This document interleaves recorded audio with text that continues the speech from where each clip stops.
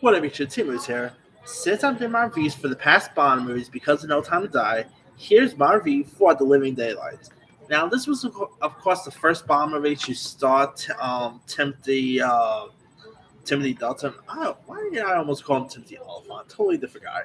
But anyway, of course, Timothy Dalton. He's also on that DC show, Doom Patrol. He's always awesome. Come on. He only played Bond twice, though. I mean, yeah, him and George Lazenby had not really had the biggest Bond films. George Lazenby only played Bond only once, while Paul Timmy Dunn only played Bond mostly twice. So I always found that odd. But anyway, now also cool fact about this film. This film also actually was a lot pretty much was the last Bond film to use the title of an Ian Fleming story until the 2016 installment of Casino Royale. Uh, anyway, now this movie was also pretty much produced once again by Albert R. Broccoli and his stepson Michael G. Wilson, and once again directed by John Glenn. And this time around, you got Timothy Dalton, who's once again back as James Bond, who helps KGB officer Georgy Kozkov, played by Jaron Krapa, who pretty much defect during a Simprov performance, and so he reveals that a pretty much that policy of assassinating defectors has also been instated by a new KGP head named Leonid Pushkin, played by John Rhys Davis, who I believe was also in the end they had Joan Booth, if I'm not mistaken. But anyway, of course, Bond also explores the threat, and here, and not to mention, you also have this shady American arms dealer named played by Joe Don Baker, uh, and a few Russian assassins as well. So yeah, you guys are really treating group of characters in this.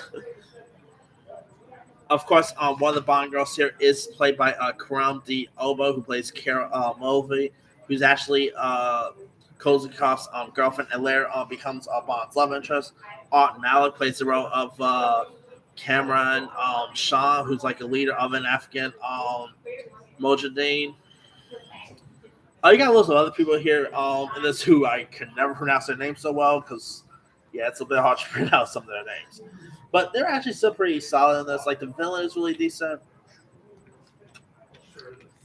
The action's pretty cool. The scenery's cool. Timothy Dalton, you know, he was a pretty good Bond. He's maybe not my favorite. Like I said, maybe Sean Connery is definitely up there as my favorite Bond. But I still always thought that Timothy Dalton really embodied this role perfectly. Joe Don Baker was also great. He also played Boss Hogg in the Dukes of Hazzard remake, by the way. So I've always found Joe Don Baker to be such an underrated actor. Like, he's the one actor that no one really talks about a whole lot, but he's popped up in some really cool stuff over the years. And I know he was so awesome in this. Uh, I mean, of course, this was pretty much the pretty much Timothy Dalton had some really big shoes to fill. I mean, he of course ended up being replacing the likes of Sean Connery and Roger Moore, who were pretty solid as well. But Timothy Dalton did his own stuff as Bond, and I thought he played the role pretty perfectly. I also had it even had like a pretty cool theme song here as well. The main title is of course "The Living Daylights." It was of course scored by John Barry, who did a really nice job. The title song of the film "The Living Daylights" was also pretty much written by Paul Waltzkar, and it was a pretty decent song too. I mean, yeah, lots of the yeah, lots of Bond songs are pretty cool, and the music was also sung by pop music group Aya. And anyway, The Living Daylights definitely has some really cool music in it, some really cool action here as well. Timothy Dalton definitely really shine as Bond here. You know, like I said, has some really cool villains as well. So I mean, like I said, of course,